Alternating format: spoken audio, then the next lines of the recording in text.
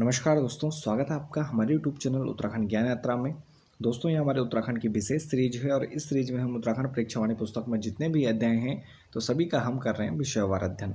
इसी क्रम को आज आगे बढ़ाते हैं और आज हम चर्चा करने वाले हैं उत्तराखंड परीक्षावाणी पुस्तक के अध्याय 17, जिसका नाम है उत्तराखंड शिक्षा भाषा साहित्य पुस्तकें एवं पत्र पत्रिकाएँ। तो इसका ये भाग 1 है और इसमें हम उत्तराखंड जो हमारा अध्याय 17 है उत्तराखंड परीक्षावाणी का, तो जितने भी इंपॉर्टेंट चीज़ें होंगे सभी का हम यहाँ पर अध्ययन करेंगे। तो चलिए प्रारंभ करते हैं। तो सबसे पहले उत्तराखंड की हम बात करें तो हिमालय का यह भूभाग है, सभी यह सामान्य सी बात है, हम सभी जानते हैं। और आश्रम पद्धति शिक्षा यहाँ प्राचीन काल से प्रसिद्ध रही है, जिसको हम यहाँ पर जो परीक्षावाणी सिंगल लाइनर में हम देखते हैं तो कण्वाश्रम और हमारा बद्रिकाश्रम। तो आश्रम जो शिक्षा पद्धति है तो प्राचीन समय से यहाँ पर दी जा रही है, यहाँ पर शिक्षा प्राचीन समय से ही प्रसिद्ध है। और इसके अलावा दूर दूर से विद्यार्थियों द्वारा यहाँ पर शिक्षा ग्रहण की जाती है और जिसमें यहाँ पर मंदिर आश्रमों व गुफाश्रमों में यहाँ पर शिक्षा दी जाती थी। जो हम रामायण कालीन जो प्रसंग आते हैं, हमारे महाभारत कालीन प्रसंग आते हैं, तो उसमें इनका यहाँ पर विस्तृत रूप में हमें वर्णन देखने को मिलता है।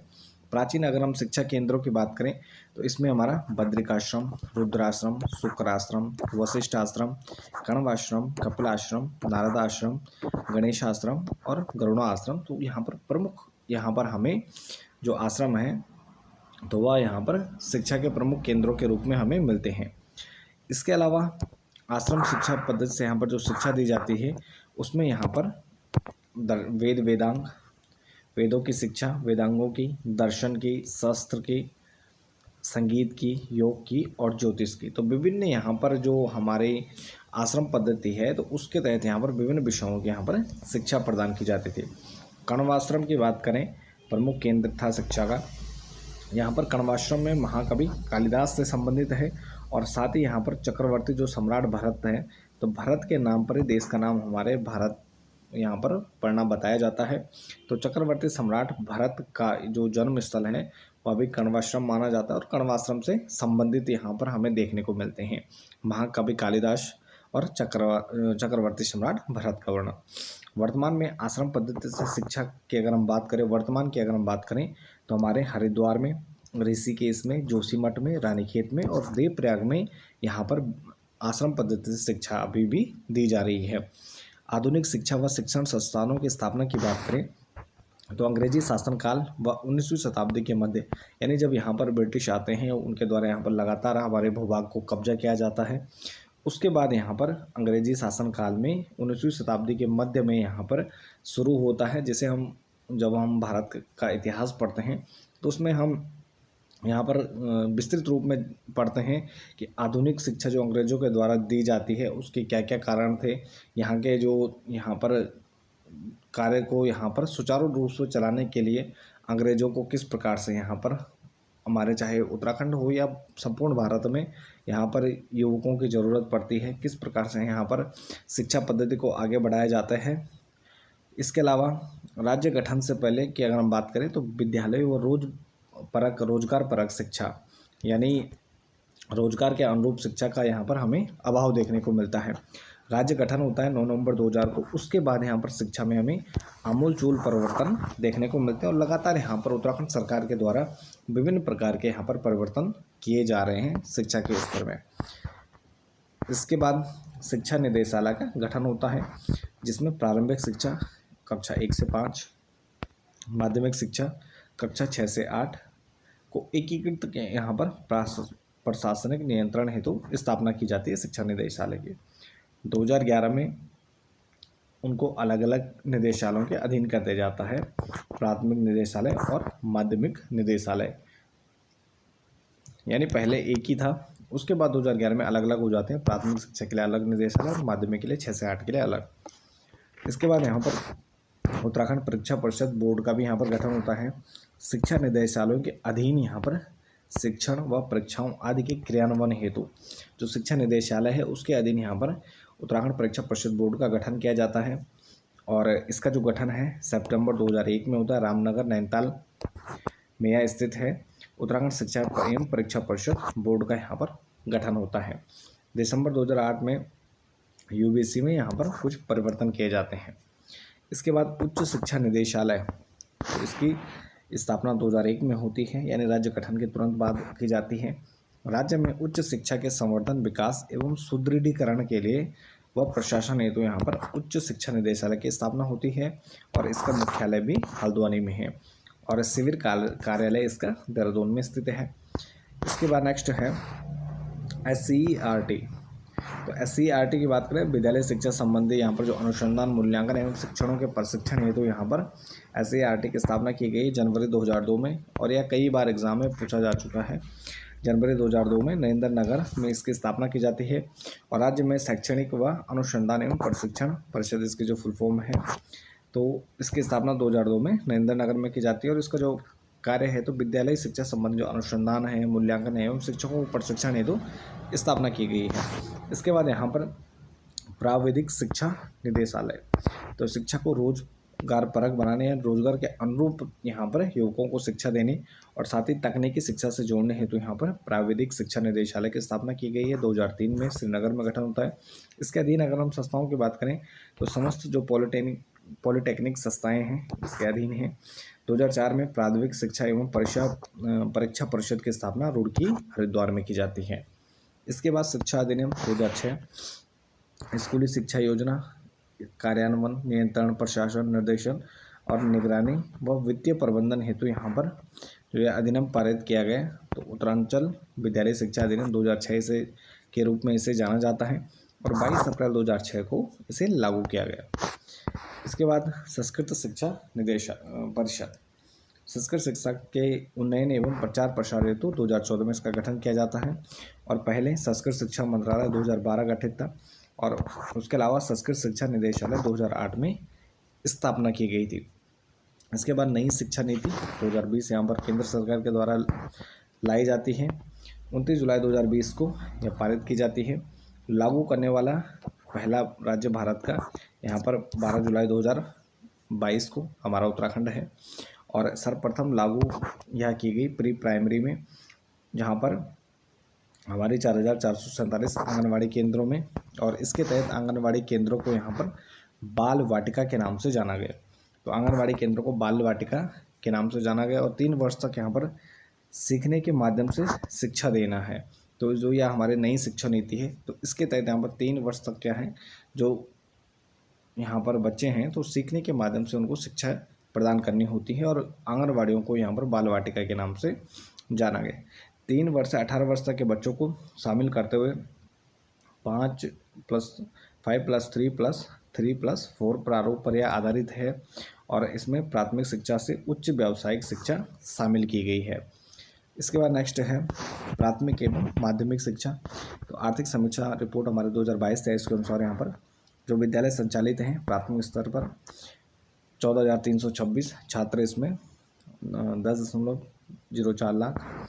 माध्यमिक शिक्षा की अगर हम बात करें तो 3,852 और इसमें छात्र हैं 6.98 लाख। नई व्यवस्था के अनुसार यहाँ पर अधिकारियों की अगर हम बात करें तो ब्लॉक स्तर पर यहाँ पर प्राथमिक शिक्षा और माध्यमिक शिक्षा के लिए यहाँ पर अलग अलग शिक्षा अधिकारी होते हैं, जिनको यहाँ पर बेसिक या माध्यमिक शिक्षा अधिकारी के नाम से जाना जाता है। तो प्राथमिक स्तर पर यहाँ पर बेसिक शिक्षा अधिकारी और माध्यमिक स्तर पर माध्यमिक शिक्षा अधिकारी। जिला स्तर की बात करें तो जिला शिक्षा अधिकारी DO होता है, जिसके अधीन यहाँ पर अपर शिक्षा अधिकारी माध्यमिक और अपर शिक्षा अधिकारी बेसिक आते हैं। इसके बाद मंडल स्तर की बात करें तो अपर शिक्षा निदेशक होता है और राज्य स्तर पर यहाँ पर शिक्षा निदेशक होता है। स्थापना तो यहाँ पर जिला शिक्षा एवं प्रशिक्षण संस्थान डाइट की स्थापना उधम सिंह नगर और 3 लघु जिला शिक्षा एवं प्रशिक्षण संस्थान यानी जो मिनी डाइट हैं रुद्रप्रयाग, बागेश्वर और चंपावत में की गई है। राज्य शैक्षिक प्रबंधन एवं प्रशिक्षण संस्थान सीमैट का मुख्यालय कहाँ पर है, तो यह देहरादून में स्थित है। राज्य में विद्यालय पूर्व जो शिक्षा है तो उसके लिए यहाँ पर प्रारंभिक शिशु देखभाल एवं शिक्षा केंद्र आंगनवाड़ी की भी स्थापना की गई है। राज्य में प्राथमिक एवं माध्यमिक शिक्षा कार्यक्रम या योजनाएं, तो प्राथमिक और माध्यमिक शिक्षा से संबंधित जो प्रमुख कार्यक्रम या योजनाएं हैं, तो सबसे पहला है स्कूल चलो अभियान। 1 जुलाई 2001 से प्रारंभ होता है और मुख्य उद्देश्य है सभी को शिक्षा व सभी को ज्ञान। तो इसका जो मुख्य लक्ष्य था 6 से 14 वर्षों के बच्चों को यहाँ पर 100% यानी 100% उनका नामांकन करना, स्कूल जाएं बच्चों को विद्यालय में सत्र पर्यंत 100% ठहराव यानी पूरे सत्र हुआ यहाँ पर पढ़ाई करें। बालिकाओं तथा SC ST पर यहाँ पर उनकी शिक्षा पर विशेष रूप से यहाँ पर बल दिया जाता है।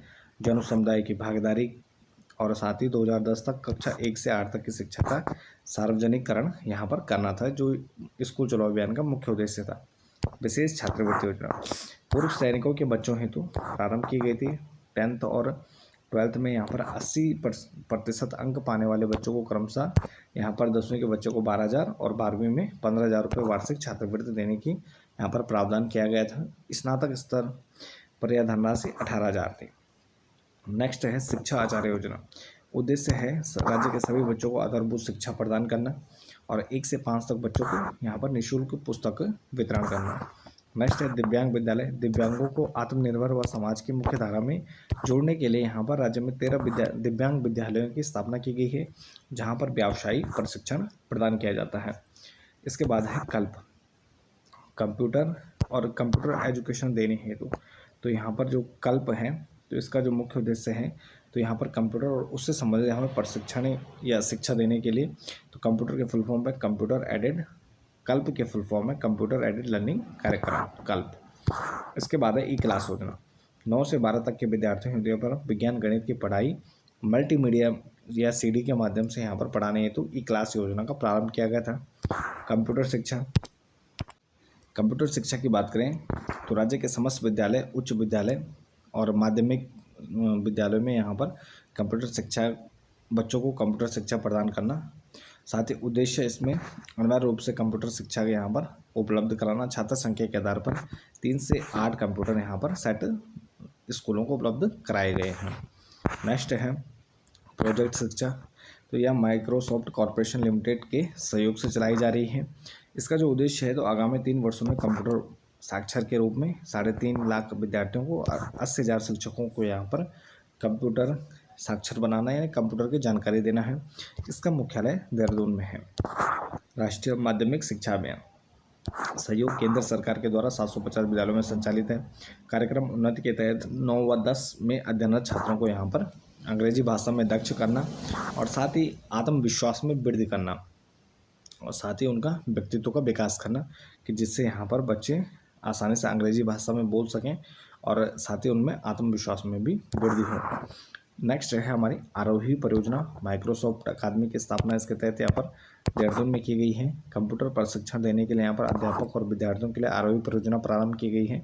परियोजना के तहत यहाँ पर कंप्यूटर लैब की स्थापना की गई। 1709 विद्यालय और 9 डाइटों में सहयोग प्रदान किया गया। माइक्रोसॉफ्ट और इंटेल कंपनी के द्वारा यहाँ पर सहयोग प्रदान किया जा रहा है।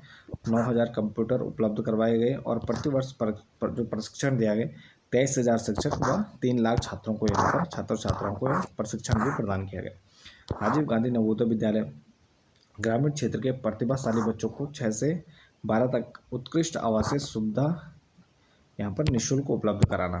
तो यहाँ पर 6 से 12 तक के बच्चों को आवासीय सुविधा यानी वहाँ रह सकें वो निःशुल्क उपलब्ध कराने के लिए राजीव गांधी नवोदय विद्यालय की स्थापना की गई है।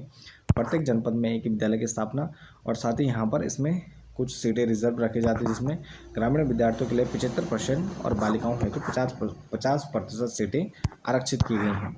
नेक्स्ट है राजीव गांधी अभिनव आवासीय विद्यालय। दुर्गम और दूरस्थ क्षेत्रों के प्रतिभावान बच्चों पर कस्तूरबा गांधी बालिका विद्यालयों की तर्ज पर यहाँ पर इसकी स्थापना की गई, जो 4 जिलों में नैनीताल, पिथौरागढ़, पौड़ी और चमोली। तो यह भी सेम यहाँ पर जो हमने अभी पढ़ा राजीव गांधी नवोदय विद्यालय की तरह यहाँ पर इनकी स्थापना की गई है, जिसमें दूरस्थ और दुर्गम क्षेत्र के जो प्रतिभावान यहाँ पर बच्चे हैं, तो उनके लिए यहाँ पर 4 जिलों में इसकी स्थापना की गई है। नेक्स्ट है श्यामा प्रसाद मुखर्जी अभिनव विद्यालय। राजीव गांधी नवोदय विद्यालय की तरह है, आवासीय है, पूर्णतः राज्य सरकार द्वारा वित्त पोषित है और निःशुल्क इसमें आवासीय यानी रहने की सुविधा है। उत्तराखंड के 5 जनपदों में है, चमोली, उत्तरकाशी, रुद्रप्रयाग, बागेश्वर और उधम सिंह नगर में इसकी स्थापना की गई है। नेक्स्ट हमारी योजना है देवभूमि मुस्कान योजना। वर्ष 2009 में प्रारंभ हुई और इसका उद्देश्य समाज के वंचित वर्ग के जो छात्र हैं उनको उत्कृष्ट और निःशुल्क शिक्षा यहाँ पर उपलब्ध करवाना है और साथ ही खनन कार्य से जुड़े हुए लोगों के जो बच्चे हैं तो उनको यहाँ पर इसमें शामिल किया गया है। देवभूमि मुस्कान योजना, और कई बार इसे भी एग्जाम में पूछा जा चुका है, शुरू या 2009 में हुई, तो काफ़ी महत्वपूर्ण है। नेक्स्ट है अटल आदर्श विद्यालय, बेहतर बनाने हेतु शिक्षा की गुणवत्ता, आकर्षण, प्रवेश और शैक्षिक उपकरणों को यहाँ पर बेहतर बनाने हेतु अटल आदर्श विद्यालय की स्थापना की गई है। प्रत्येक विकासखंड में 2 विद्यालय की इसकी स्थापना की गई है। नेक्स्ट हमारा शिक्षा का अधिकार अधिनियम 2009 RT 2009 के तहत राज्य सरकार द्वारा इसके तहत कई कार्यक्रम संचालित किए गए, जिसमें बच्चों को निःशुल्क यूनिफॉर्म और सहायता यहाँ पर प्राप्त विद्यालयों के बच्चों को शुल्क की प्रतिपूर्ति व छात्रवृत्ति भी प्रदान की जा रही है। जो यहाँ पर जो एडिट या सहायक यहाँ पर सहायता प्राप्त जो विद्यालय होते हैं। नेक्स्ट है आसरा ट्रस्ट, तो देहरादून शहर के अति वंचित या कमज़ोर वर्ग या झुग्गी झोपड़ी में रहने वाले यहाँ पर जो बच्चे हैं तो उनको शिक्षित करना, साथ ही कुपोषण कम करना, और इसकी स्थापना सैलाब चुनाव 2009 में की गई आसरा ट्रस्ट की, और यह देहरादून में स्थित है। निःशुल्क पुस्तकालयों की स्थापना की गई। ग्रामीण क्षेत्रों में संस्कृति नाम के एक संस्था है, जोगिंदर रोहिला द्वारा वर्ष 2007 में इसकी स्थापना की गई है, और राज्य में लगभग 30 पुस्तकालयों की स्थापना की गई है। मुख्यमंत्री द्वारा HDG गोलकीपर अवार्ड से भी इनको जोगिंदर रोहिला जी को सम्मानित किया गया है। इसके बाद फिलहाल इसका भाग 1 है, इसके बाद हम इसका जो भाग 2 है उसके बारे में अगली वीडियो में चर्चा करेंगे। तो इसके साथ इस वीडियो को यहीं पर समाप्त करते हैं। बाकी आप बने रहे चैनल के साथ, मिलते हैं नेक्स्ट टॉपिक नेक्स्ट वीडियो के साथ। तब तक के लिए धन्यवाद।